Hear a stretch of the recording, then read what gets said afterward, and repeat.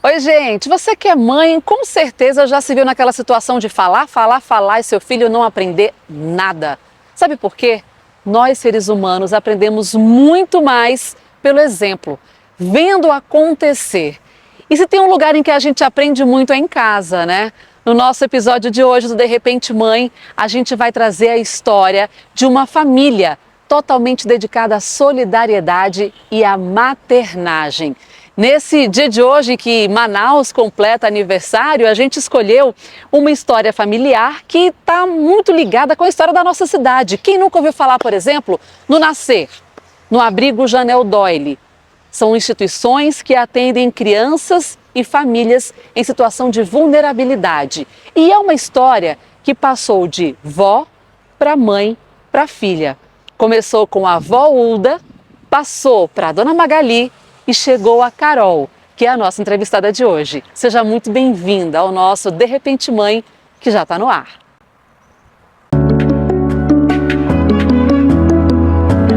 De Repente Mãe, com Luana Borba.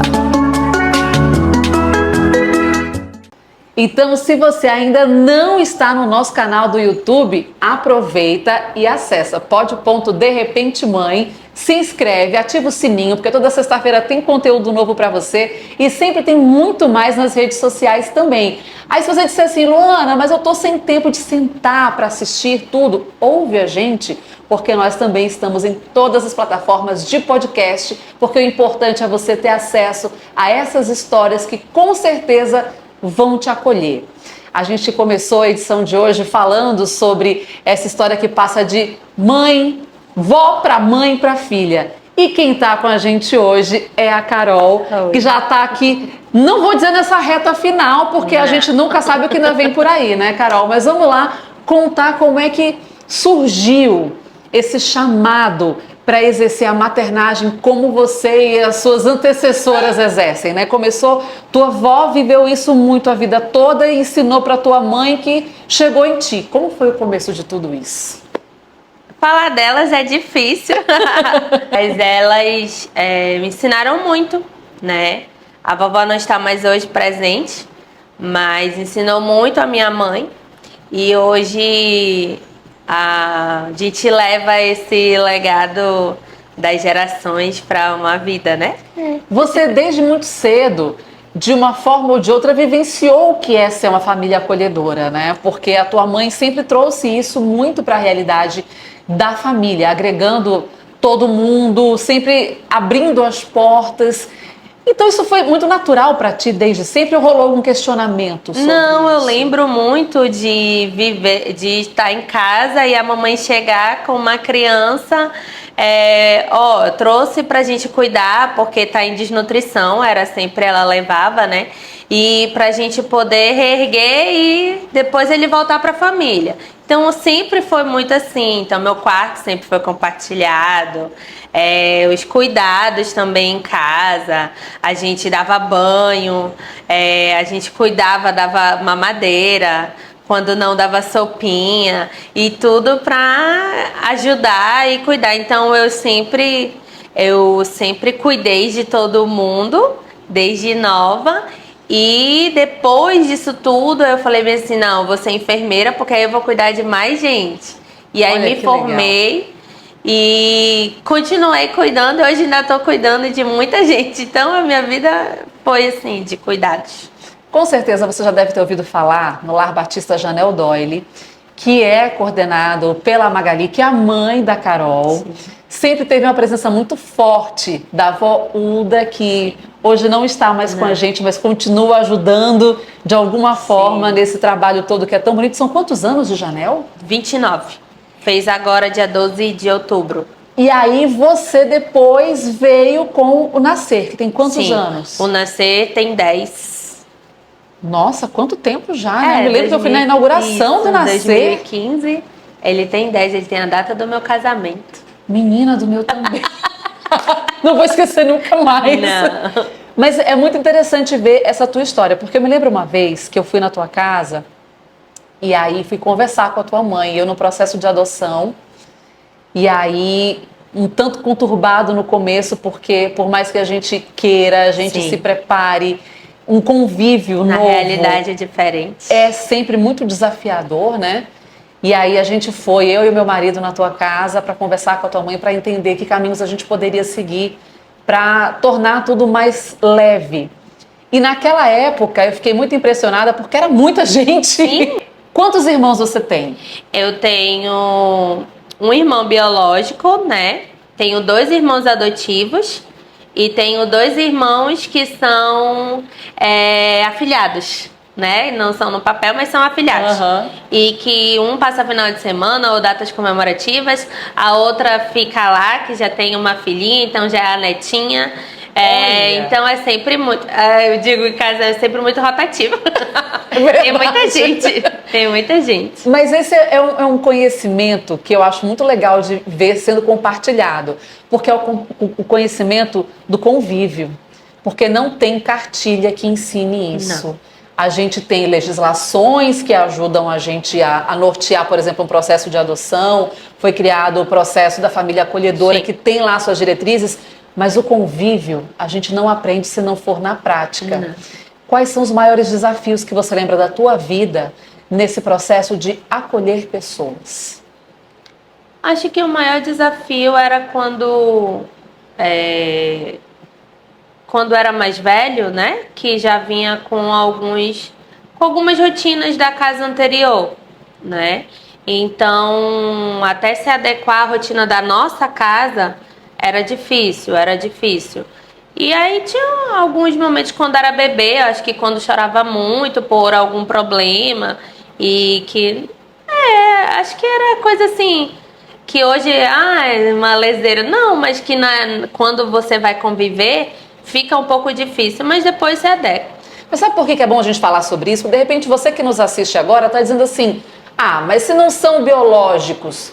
Mas a gente, quando decide maternar, e tá aí a diferença, você pode gerar, parir e criar, você pode criar sem ter gerado e ter parido. A questão é, se você resolve exercer a maternagem, você vai enfrentar os mesmos desafios. Sim.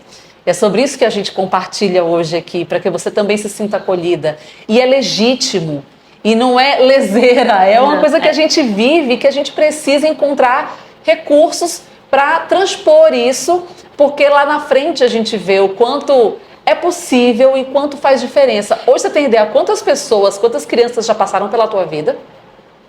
Eita, da pergunta difícil.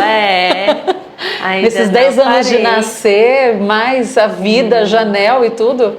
Não parei para contar, mas sei que foram muitas. Hoje vocês trabalham no Nascer com a família acolhedora. Sim. Quer dizer, não é mais o abrigo. Não. O abrigo a gente tem para mães e filhos. Né? Porque a gente também entendeu que quando a criança era retirada da família por algum motivo, né? Que não cabe a gente julgar.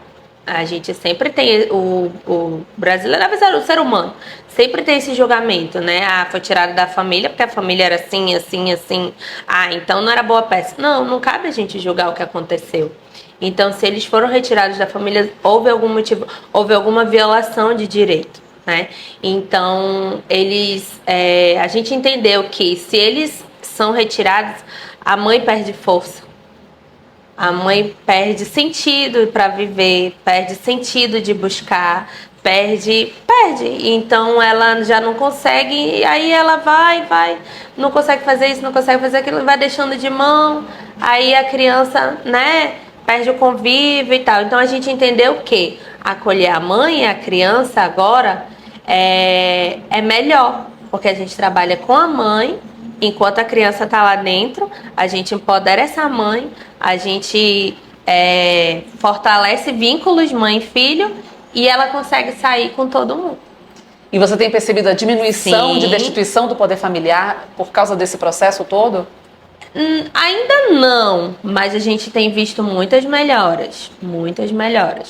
Então a gente tem trabalhado isso agora no acolhimento e trabalhado em família acolhedora, que são aquelas que foram retiradas da família e que para que elas não vivam mais em um institucional, tipo várias crianças para uma só pessoa cuidando Então tem que ter várias regras. Eu não posso ir para o supermercado, eu não posso ir para comprar ali um sapato. Por quê? Porque se eu for com um, eu tinha que ir com todo mundo. Aí eu tinha que ver um carro grande. Aí eu tinha que ir para o cinema, tinha que ter várias tias cuidando de todo mundo, o olhar. Então, assim, em família acolhedora, já não é assim.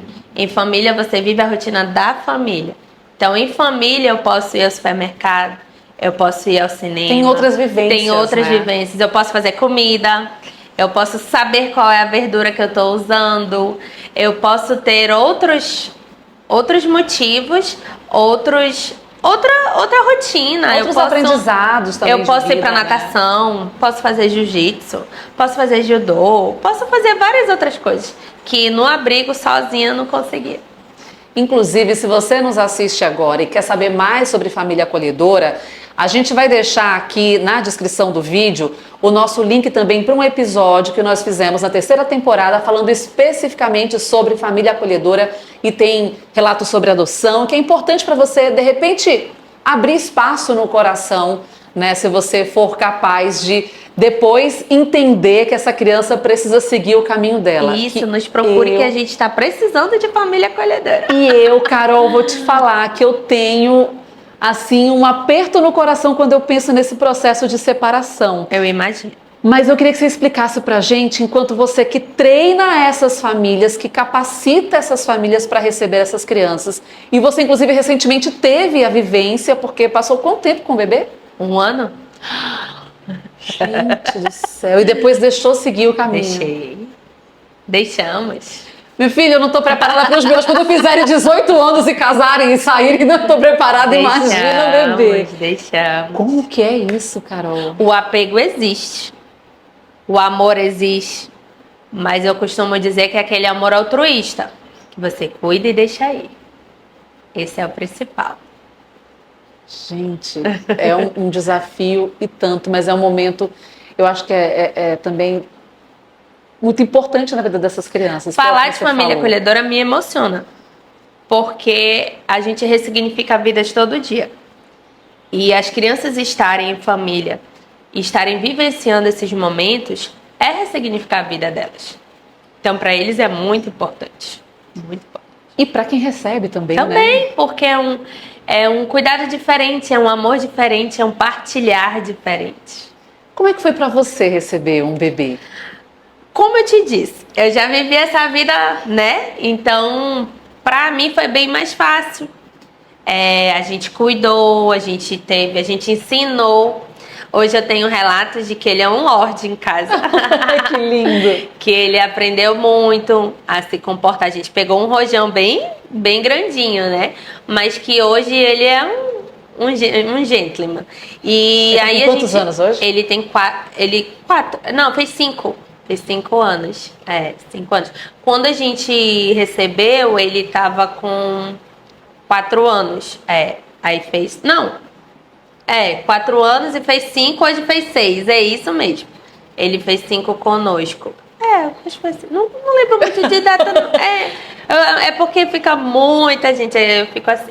Mas a gente recebeu ele, a gente ensinou, a gente educou e ele aprontou para poder ele ir. Foi ele e a irmãzinha dele. Mas isso te deu vontade de aumentar a tua família? Deu. Gostei que a resposta foi rápida. Leslie te prepara. Deu sim, mas ao mesmo tempo é aquele dá e não dá. Foi isso. Será que vem agora? Você pensa em adoção? Sim, também. Já pensei. Gente, eu vou falar uma coisa pra você. Eu quis ser mãe por muitos anos, né? Tentei muito, de todas as formas possíveis. Não veio, naturalmente, partimos para adoção. E a Carol vivenciou muito desse processo todo, da gente se redescobrir, porque é uma redescoberta quando você se torna pai ou mãe, de toda forma. Seja por via natural, ou adoção, qualquer que seja, você se redescobre. Mas quando você opta por uma adoção tardia, você opta por uma pessoa que vem como história. Sim. Não é exatamente um livro em branco. Então, é muito desafiador você conseguir entender tudo isso se redescobrir, se ver numa nova função, tendo que gerenciar esse desenvolvimento de uma criança que vem com uma história. É um momento muito maluco, mas é possível. Eu acho que a grande lição que fica é possível, porque isso amedronta muita gente. Sim, porque Você as pessoas nota têm, isso, as pessoas têm aquele estigma, né, de não quero mais velho porque já vem com os traços da família, pode ser isso, já vem com doenças, não, e na verdade não, eles só precisam de cuidado, amor. É como você disse, é uma grande loucura e que a gente precisa se encontrar nessa loucura, né? E aí eu costumo também dizer que muita gente pensa isso, mas se você tivesse um biológico, ele também não viria com algumas coisas? Mulher, é o que eu digo, sabe? Porque a gente não sabe no que vai dar o nosso filho, de jeito nenhum. Então, assim, é você apostar no amor. Quando você fala isso para a tua roda de amigos, para as pessoas com quem você convive, você nota que ainda existe dúvida e preconceito? Sim, você é louca. Ainda? Você é louca. Já ouvi muito. Gente. E ainda sendo família acolhedora. Você é louca de estar fazendo isso. Pra quê? Deixa esse menino pra lá. E nós estamos em 2025. Sim. Quer dizer, a gente está falando tanto sobre direitos, sobre empoderamento, sobre a gente ter que se pertencer. Sabe E aí o que você é fala também, com a criança, gente? Luana? É que as histórias que são contadas na mídia só são histórias ruins. Né? Então, muita gente, porque ele é o adotado. Porque fulano fez isso, foi adotado por uma família. Já ouviu? Sempre tem isso. Então, eles só contam uma história ruim. Então, na mídia, e para todo mundo conhecer, o adotado sempre dá problema. E por que você persiste? Porque ele não dá problema. Não é? Tem um ou outro, claro que dá. E até porque, às vezes, também, quando você, como você falou, adoção tardia, quando você é mais velho, você também tem que levar em consideração o que a criança quer.